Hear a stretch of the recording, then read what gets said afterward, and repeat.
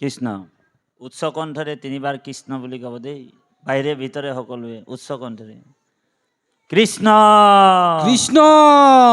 কি ৰকম মানুহ ৰে, আৱাজে নাই ওলাছে। ভগৱন্তৰ নাম লৈছে, অলপ উচ্চ কণ্ঠৰে কওক। শৰীৰ ৰূপী ব্ৰহ্মাণ্ড লৰি যোৱাকৈ ৰাম বুলি ক'ব লাগে, কৃষ্ণ বুলি ক'ব লাগে। কিয় ক'ব লাগে? ইয়াৰ তাত্ত্বিক অৰ্থ আছে যে ৰাম নাম কৃষ্ণ নাম আমি উচ্চ কণ্ঠৰে লওঁ, লাগিলে মনে মনে লওঁ, ক্ৰিয়াটো কৰিবই। কিন্তু উচ্চ কণ্ঠৰে ল'লে বোলে ডাকি বোলা ৰাম ৰাম, তেতিয়া কি হয়, আমাৰ আত্মাটো সাৰ পাই যায়। আইসকল দেই, বোলে আত্মাটো সাৰ পাই যায়। হয় বোলে ব্ৰহ্মা আদি কৰি জীৱ যত, ৰাম ৰাম ৰাম ৰাম, মায়া শয্যা মাজে আশ্ৰয় ঘুমতি যায়। বোলে ব্ৰহ্মাকে আদি কৰি যিমান জীৱ জগতখন মায়াৰ শয্যা মাজে আশ্ৰয় ঘুমতি যায়। তুমিহে চৈতন্য সনাতন, ভগৱান সনাতন দেই, চিৰস্থায়ী। গোটেই সংসাৰখন শেষ হৈ গ'লেও পৰম সত্য পৰম ঈশ্বৰ ভগৱান এই ব্ৰহ্মাণ্ডত থাকে, হয়নে বাৰু?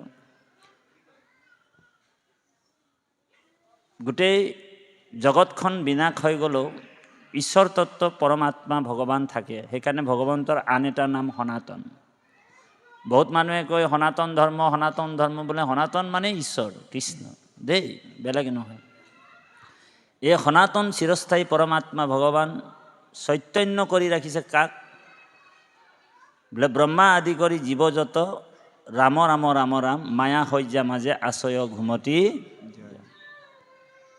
তুমিহে চৈতন্য সনাতন, ৰাম ৰাম ৰাম ৰাম, আমি অচেতন, নিয়োগ নাথ জগাই। আমাক জগাই লৈ যাওক।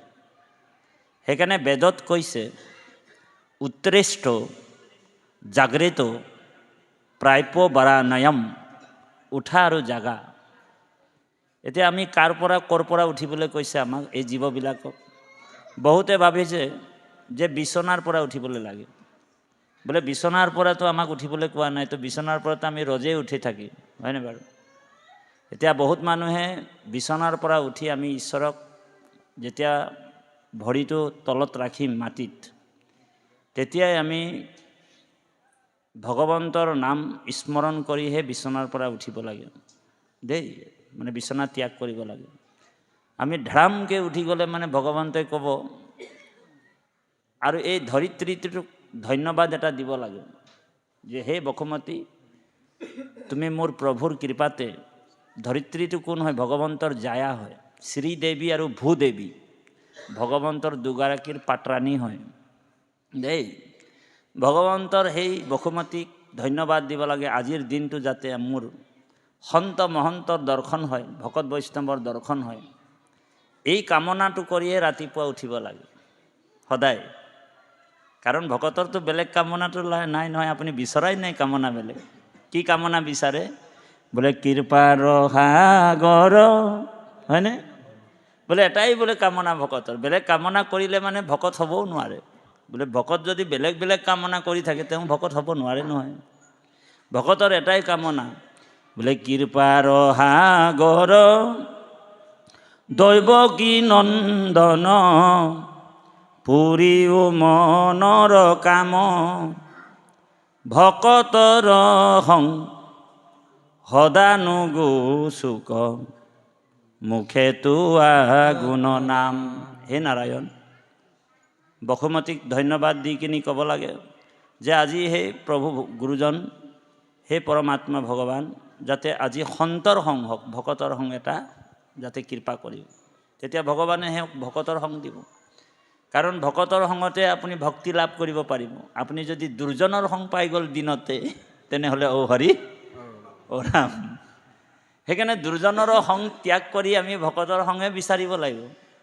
ৰাতিপুৱাই কিছুমানে আকৌ বৰ বেলেগ থাকে, ৰাতিপুৱাই শুই উঠি দুৰ্জনৰ সংটো কৰিব বিচাৰে। ওচৰে পাজৰে কাৰোবাৰ দোকানত যদি ফূৰ্তি পানী যদি পায়, ফূৰ্তি পানী মানে বুজি পাইছেনে? বোলে ফূৰ্তি পানী যদি বিচাৰে, বোলে ক'ৰবাত ফূৰ্তি পানী আছে যদি, সেই পানীটো কেনেকৈ 10 টকা এটা লৈ গৈ অ' হৰি অ' ৰাম কৰিব পাৰোঁ, সেই ফূৰ্তি পানীৰ ধান্দাত থাকিব। কিন্তু ভকতৰ সেইটো ধান্দা কৰিলে কি হ'ব? ভগৱান কৈছে যে তেওঁ কলি ধৰি ল'ব, হয়নে বাৰু? সেইকাৰণে কৈছোঁ যে জৈথম বৈৰম স্ত্ৰীয়ম আৰু মধ্যম মদ, মদত কলি আছে দেই। মদৰ পাত্ৰটো বৰ গুৰুত্বপূৰ্ণ কথা। বেদে কৈছে আটাইতকৈ পাপৰ ভিতৰত, মহাপাপৰ ভিতৰত 5টা পাপ মহাপাপ বোলে কি কি? গুৰুপত্নী হৰণ, ব্ৰহ্মবধ, সুবৰ্ণ হৰণ, হয়নে বাৰু? আৰু কি বোলে? মদ্যপান। এই মদ্যপানটো মহাপাপত পৰে।